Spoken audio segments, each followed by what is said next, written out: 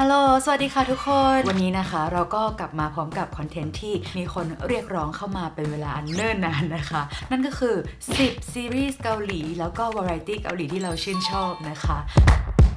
แล้วนอกจากนี้นะคะวันนี้ก็ยังจะมาแบ่งวิธีการดูซีรีส์แล้วก็วาไรตี้เกาหลีในราคาย่อมเยาแต่ว่าภาพคมชัดแล้วก็มีซับแล้วก็ออกเร็ว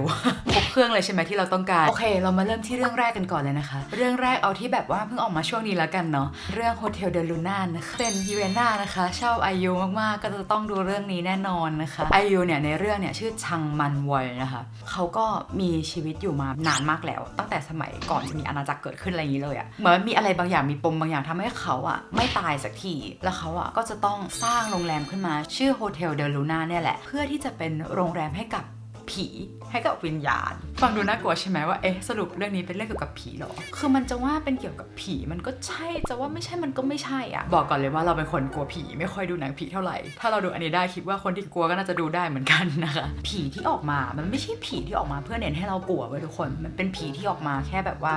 เป็นผีเพื่อเป็นผีอะ อาจจะมีแค่แบบ 1-2 ตัวที่มีความน่ากลัวนิดนึงแต่ว่าไม่ได้ลางหลอกหลอนอะไรเงี้ยคนตายอ่ะก่อนที่เขาจะไปอีกโลกนึงไปเกิดใหม่อะไรเงี้ยเหมือนเขาจะได้รับอนุญาตอ่ะให้มาพักที่โรงแรมนี้ก่อนแต่ทีนี้จุดเด่นมันก็คือว่ามีพระเอกเข้ามาคือพระเอกเนี่ยมีสตอรี่เล็กน้อยทำให้พ่อของเขาไปสัญญาไว้ว่าจะส่งลูกชายตัวเองซึ่งเป็นคนเป็นๆมาช่วยบริหารโรงแรมเมื่อโตขึ้นแต่ละเอพิโซดเราก็จะได้เห็นเรื่องราวสตอรี่ของผีแต่ละตัว วิญญาณแต่ละคนว่าเขาเป็นยังไงมายังไงเราดูแล้วดูแบบประมาณ14 ตอนอะดูติดกันเลยคอสตูมในเรื่องนี้คือสวยทุกชุดแบบว่าจัดเต็มทุกชุดแบบเป็นแบบคุณหญิงคุณนายมากๆสวยมากต่อไปนะคะเป็นเรื่องที่2นะคะเรื่องนี้เนี่ยเคยอยู่ในเฟเวอร์ของเราไปแล้วนั่นก็คือเรื่อง Sky Castle นะคะเป็นหนึ่งใน sensational ของเกาหลีเลยก็คือใครๆก็ดูจริงๆอะถ้าไม่ดูอาจจะคุยกับเพื่อนไม่รู้เรื่องสำหรับใครที่กำลังลังเลว่าเฮ้ยดูดีไหมทำไมมันดูดราม่าจังเลยเราจะเครียดไปหรือเปล่าถามว่ามันเครียดไหมมันไม่ได้เครียดขนาดนั้นแต่ว่ามันก็มีความเข้มข้นของมันแต่มันก็มีพาร์ทที่ตลกมีพาร์ทที่ทำให้เราหัวเราะได้เนื้อเรื่องย่อๆก็คือ Sky Castle เนี่ยเป็นชื่อของวิลล่าที่ตัวละครทั้งหมดเนี่ยอยู่คือมีเงินอย่างเดียวไม่ได้นะจะต้องแบบว่าทำหน้าที่การงานดีเป็นหมอเป็นนายอะไรเงี้ยเขาถึงจะคัดเลือกเข้ามาอยู่ซึ่งอยู่ฟรีด้วยทุกคนคืออลังการมากแล้วแต่ละบ้านมันก็จะมีลูกและทุกคนก็จะมีเป้าหมายว่าอยากจะให้ลูกเนี่ยเข้าคณะแพทย์ของมอโซท็อปของท็อปที่เกาหลีอะไรเงี้ยก็คือพ่อแม่ใน Sky Castle เนี่ยเขาก็จะพยายามมากตีซีกับแม่ลูกเพื่อนบ้างแม่ลูกเพื่อนแม่เพื่อนลูกแม่ เดี๋ยวนะตีซีกับบรรดาแม่ในโรงเรียนว่าแบบเฮ้ยเธอไปเรียนที่ไหนหรอแบบเธอเอาใครมาสอนหรอเธอมีเอกสารหรือแบบข้อมูลหรือหนังสืออะไรบ้างที่จะแชร์ให้ฉันได้ไหมเพื่อที่ลูกฉันจะได้คะแนนเยอะๆจุดเด่นของละครเรื่องนี้ก็คือมันจะมีโค้ช1 คนที่เข้ามามีบทบาทใน Sky Castle เนี่ยโค้ชคนเนี้ยเขาก็จะเป็นคนที่ถูกแม่จ้างมาเพื่อติวให้กับลูกเขารับประกันเลยว่าเขาจะทำให้ลูกเข้ามอโซให้ได้แต่ว่าเขาก็มีวิธีการสอนที่ไม่เหมือนชาวบ้านชาวช่องอันนี้ก็ต้องไปดูต่อเอาเองนะคะเพราะว่าความระทึกมันก็จะเริ่มต่อไปคือมันเป็นละครที่เราดูแล้วเราไม่เบื่อจริงๆเราดูไป 2-3 รอบแล้วนะที่จริงคือดูกี่รอบมันก็ยังสนุกแล้วก็ภาพสวยแสงสวยมากดักคึมนิดนึงตัวละครแต่ละตัวมันราวนะมันแบบว่าคนนี้ไม่ได้ดีไปซะอย่างเดียวอ่ะเขาจะมีเอลิเมนต์ต่างๆที่ทำให้เรารู้สึกได้ว่าเราเห็นใจคนเนี้ยฉันก็พอเข้าใจว่าทำไมคุณทำอย่างนี้ถ้าใครแบบอยากเรียนรู้เกี่ยวกับสังคมเกาหลีนะในเรื่องนี้สะท้อนไว้หลายจุดมากๆก็อยากให้ทุกคนลองไปดูกันต่อไปเป็นเรื่องที่3นะคะรู้สึกว่าหนักหน่วงมา2 เรื่องไหมเรื่องแรกก็ผีเรื่องที่2ก็แบบว่าการศึกษาลงมาผ่อนคลายกันบ้างสำหรับใครที่รู้สึกว่ากลับบ้านมาเหนื่อยอะไรอย่างนี้เรียนมาก็หนักแล้วทำงานมันก็เหนื่อยมากแล้วไม่อยากคิดอยากจะดูอะไรที่แบบว่าลาสบายตัวเปรียวๆอะไรอย่างนี้นะคะเรื่องนี้ออกมานานแล้วนิดนึงแต่ว่าสนุกมากเป็นเรื่องที่ดูหลายรอบแล้วเหมือนกันประมาณ3 รอบแล้วเหมือนกันคือเรื่อง Weightlifting Fairy Kim Bok-ju นะคะชื่อภาษาเกาหลีคือหยอกโดโยจองคิมบกจูนะคะก็คือนางเอกหรือว่าพี่ซองยองของเรานะคะเป็นนักกีฬายกน้ำหนักซึ่งเรื่องนี้เหมือนกับถ้าจำไม่ผิดที่เคยฟังมาคือเขาก็ต้องไปเพิ่มน้ำหนักตัวเองเลยนะแล้วก็ตัดผมสั้นรักใส่หัวใจสีดวงมากๆทุกคนไม่ต้องคิดอะไรเยอะเลยแบบมีแต่ความกุ๊กกิ๊กบิดหมอนจิกผ้าห่มอย่างเดียวเท่านั้นมันต้องจิกหมอนบิดผ้าห่มหรือเปล่าซึ่งพระเอกเนี่ยก็คือน้ำจุยอกของเรา เป็นชายที่เราชื่นชอบมากนะคะแสดงเป็นนักกีฬาว่ายน้ำตอนแรกเนี่ยนางเอกแอบชอบพี่ชายพระเอกเป็นหมออยู่แถวๆมหาลัยนี่แหละแล้วก็ไปมากุ๊กกันไปกุ๊กกันมาขอให้ช่วยกันมานั่นแหละค่ะนางก็ส ปาร์กกันเองมันน่ารักมากเว้ยทุกคนคือนางเอกก็จะมีแก๊งของเพื่อนเขาที่จะไปไหนมาไหนด้วยกันซึ่ง3คนเนี่ยก็จะคิ้วอยู่แล้วพระเอกก็จะมีเพื่อนสนิทอีก2คนนี้ก็จะคิ้วอีกแล้วเหมือนเวลามาเจอกันอ่ะมันก็จะมีแต่แบบอะไรที่สดใสแล้วเวลาดูแล้ว2คนนี้เขาเคมีกันดีกันอยู่แล้วอ่ะเวลาดูแล้วมันเขินมากแล้วยิ่งช่วงที่เขาพยายามจะจีบนางเอกอ่ะมันน่ารักมากทุกคนแบบเดี๋ยวดูไปเรื่อยๆจะเจอช็อตที่ไปสวนสนุกด้วยกันขอให้เตรียมหมอนไว้จิกเลยอย่างรุนแรงเพราะว่ามันขิวมากเรื่องต่อไปนะคะเรื่องที่4นะคะอันนี้ก็มีความผสมผสานระหว่างความน่ารักแต่ว่าจะไม่ใช่น่ารักแบบเราใครใส่หัวใจสีดวงก็จะโตเป็นผู้ใหญ่ขึ้นมานิดนึงนะคะคือเรื่อง Strong Woman โทบงซุนนะคะตอนแรกอ่ะไม่ได้ตั้งใจจะดูแต่ว่าทีวีที่เกาหลีเขารีรันละครเก่งมากทุกคนคือเปิดยังไงก็ต้องเจอเฮ้ยสนุกว่ะแบบมันน่ารักอ่ะคือนางเอกของเรื่องนี้เนี่ยแสดงโดยปาโบยองนะคะเขามีสกิลพิเศษมีพรพิเศษจากสวรรค์เป็น Strong Woman ก็คือแรงเยอะมากๆยกคนขึ้นมาได้แบบว่าเคลื่องของแบบหนักได้นางเอกอ่ะแอบชอบจีซูเพื่อนจูยอกเพื่อนสนิทจูยอกเนี่ยมาตั้งแต่สมัยเรียนแต่จีซูอ่ะดันเคยไปพูดให้นางเอกได้ยินประมาณว่าชอบผู้หญิงที่หน้าทะนุถนอมหน้าดูแลนางเอกไปได้ยินแล้วก็แบบโอ้ my god ฉันจะต้องเป็นผู้หญิงที่หน้าทะนุถนอมในสายตาของจีซูแต่ทีนี้เรื่องมันก็เกิดขึ้นว่าวันหนึ่งชีก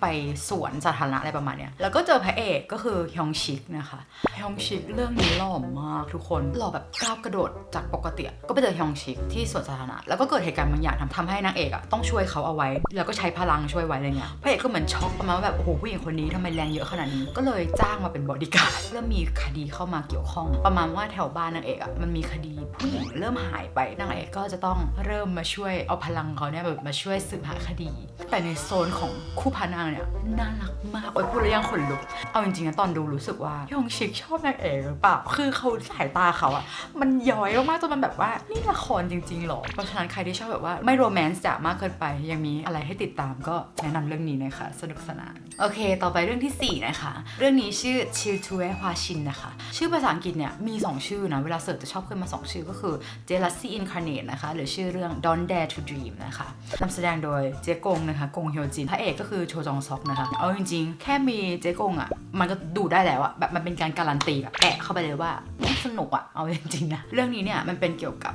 บเบสอยู่ในสถานีโทรทัศน์คือนางเอกอะเป็นผู้สื่อข่าวช่วงพยากรณ์อากาศอะแบบคนที่มาคอยชี้เมฆอะไรอย่างนั้นนะทุกคนพระเอกเนี่ยเป็น announcer ผู้ประกาศข่าวมันจะเป็นเรื่องที่ตอนนั้นเคยแบบมีคนลงใน Twitter บ่อยๆอะว่าพระเอกพูดภาษาไทยกับแบมแบมอะและทีนี้เนี่ยนางเอกอะเขาก็แอบชอบพระเอกคือจริงๆก็ไม่ได้แอบอะเขารู้กันทั้งสถานีโทรทัศน์พระเอกก็รู้แต่ว่าพระเอกอะเป็นคนที่เย้ากาดแบบขี้โมโหพูดจาไม่ค่อยดีอะไรเงี้ยเอาจริงๆก็คือชอบทำร้ายจิตใจนางเอกนั่นแหละแล้วก็ไม่รักเขาตอบด้วยเป็นเวลา3 ปีจนวันหนึ่งนางเอกก็แบบว่าโอเคฉันเลิกชอบเธอแหละแต่ว่าเขาต้องไปทริปด้วยกันที่กรุงเทพก็มาเจอกับเพื่อนของพระเอกอีกคนหนึ่งซึ่งเป็นเศรษฐีรวยเป็นผู้ชายหล่อ1 คนแล้วเหมือนแบบมันก็เกิดการรู้จักกันขึ้นมา3 คนแล้วกลายเป็นว่าเพื่อนพระเอกกับนางเอกก็แบบมีความปิ๊งสปาร์กกันมันก็เหมือนเรื่องจะจบแล้วใช่ไหมว่าอ้าวงั้นก็คนที่ชอบกันก็ไปรักกันสิอะไรอย่างเงี้ยแต่มันเกิดอะไรบางอย่างขึ้นกับพระเอกไว้ทุกคนที่เราคิดว่าเรายังไม่ควรจะสปอยเพราะว่าถ้าทุกคนรู้แล้วแบบ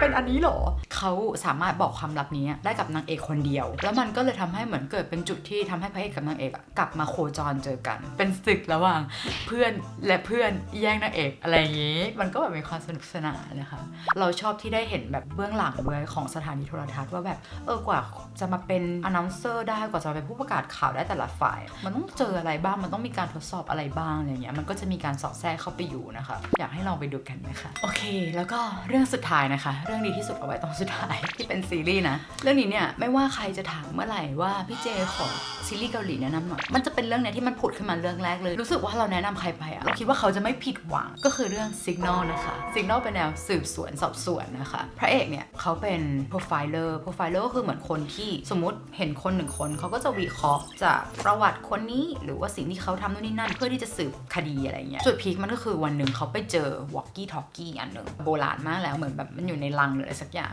งแต่แบบอยู่ดีๆมันก็ติดขึ้นมาเว้ยแล้วมันก็เป็นเสียงคนบอกนู่นบอกนี่บอกนั่นให้ไปตรงนู้นตรงนี้ตรงนั้นอะไรอ่ะเขาก็ไปตามที่ walkie talkie บอกแล้วแบบไปถึงก็ปรากฏว่าไปเจอกับศพเขาก็แบบเหมือนช็อกเว้ยแล้วพอเขาพยายามจะสื่อสารกับ walkie talkie นี้ต่อมันก็ไม่ติดแล้วคือพอเขาดูคือแบบมันแบบมันมีถงมันมีถาดคือมันใช้ไม่ได้แต่แบบมันติดขึ้นมาเองแล้วประเด็นคือศพอันนั้นอ่ะก็ลีดไปสู่ว่ามันเป็นคดีอ่ะที่มันใกล้จะหมดอายุความแล้วแต่ว่ามันยังหาคนร้ายไม่เจอคนที่อยู่ใน walkie talkie อ่ะเขามาจากอดีตเว้ยทุกคนคือเขาอยู่ในอดีตเขาอยู่ในอีกช่วงยุคปีนึงเลยแบบปี1989 8-9อะไรประมาณเนี้ยคอยบอกจากเหตุการณ์ในยุคนั้นอะเพื่อให้เราในปัจจุบันอะไปตามหามันมาได้มั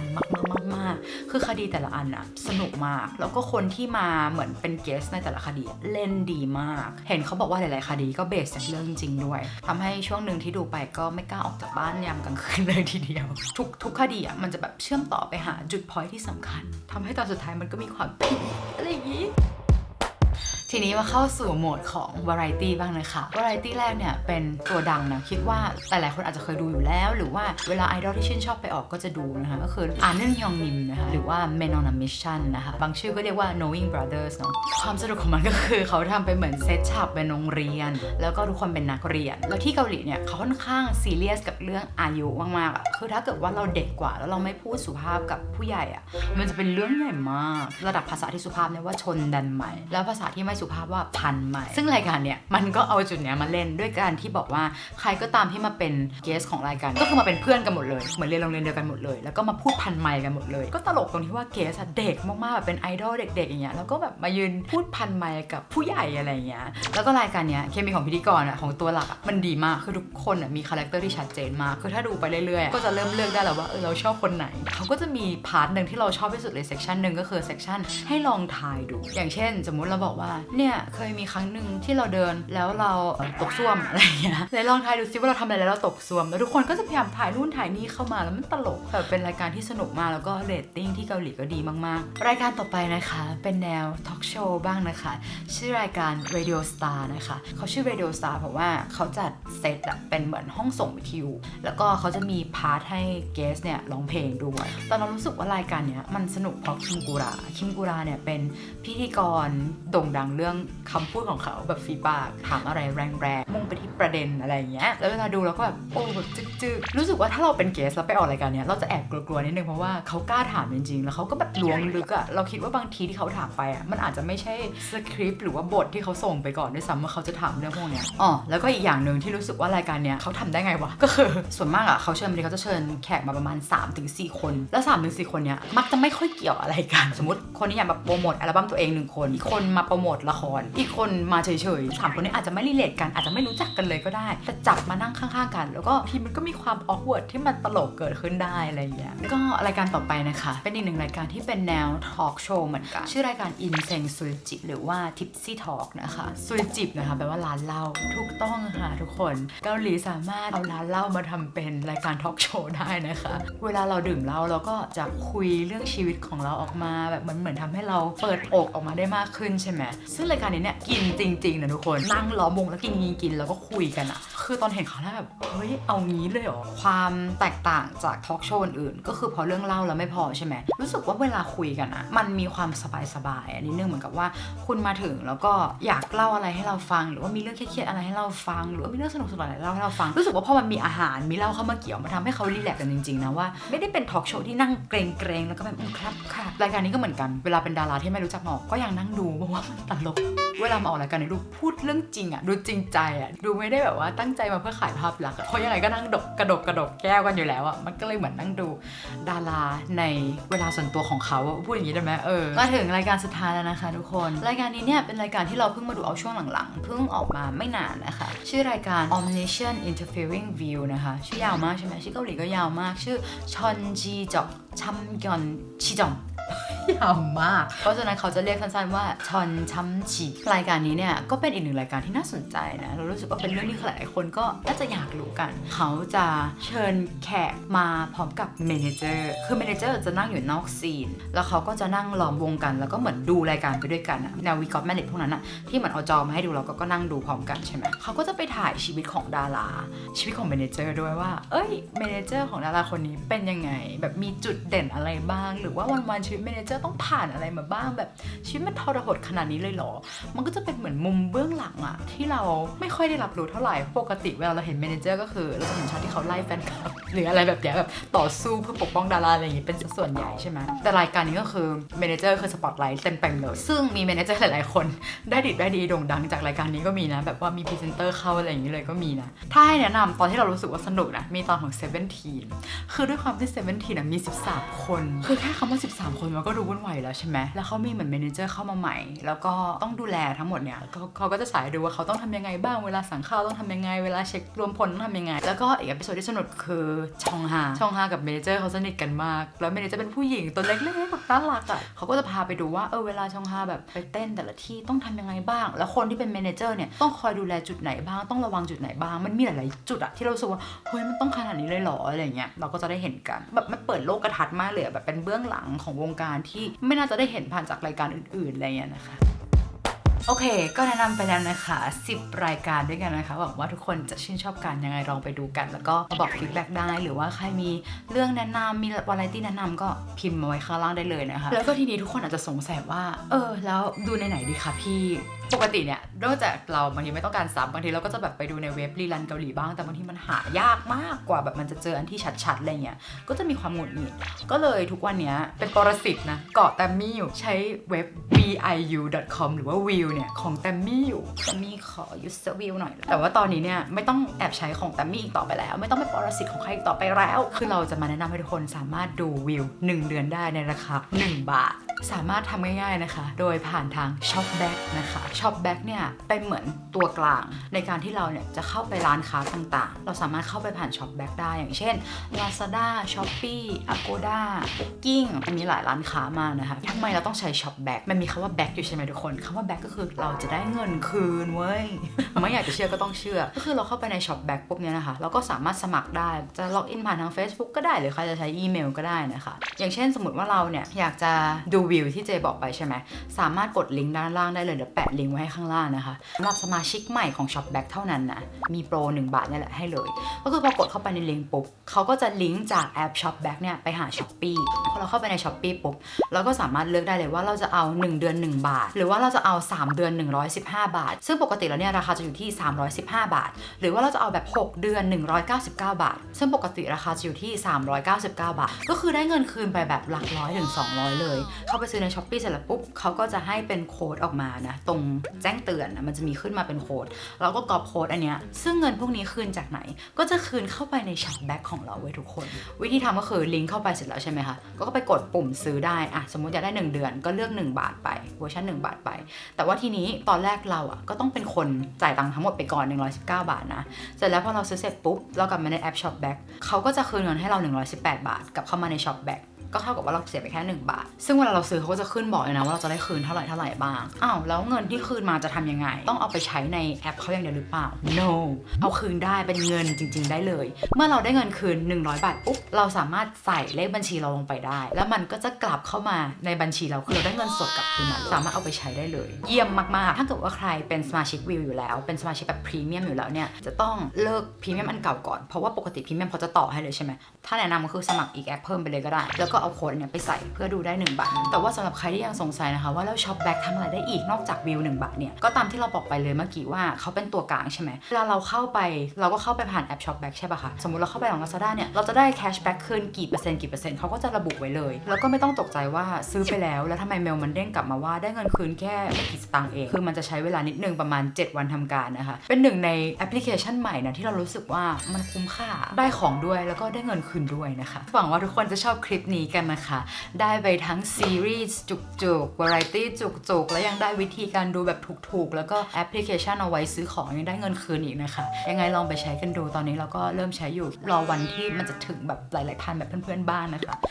แล้วก็อย่างที่บอกไปก็ถ้าเกิดว่าใครมีซีรีส์หรือว่าวาไรตี้หลักต่างๆอยากจะแนะนำก็แนะนำลงมาข้างล่างได้เลยนะคะหรือว่าถ้าเกิดว่าใครรู้สึกว่าวันนี้แนะนำแค่10 อย่างเองไม่พอใจอยากจะดูเยอะกว่านี้ก็สามารถบอกไว้ได้เลยเดี๋ยวเรามาทำภาค 2ให้ดูกันได้ไม่มีปัญหาเลยนะคะโอเคเดี๋ยวไว้เจอกันในคลิปต่อไปนะคะทุกคนบ๊ายบาย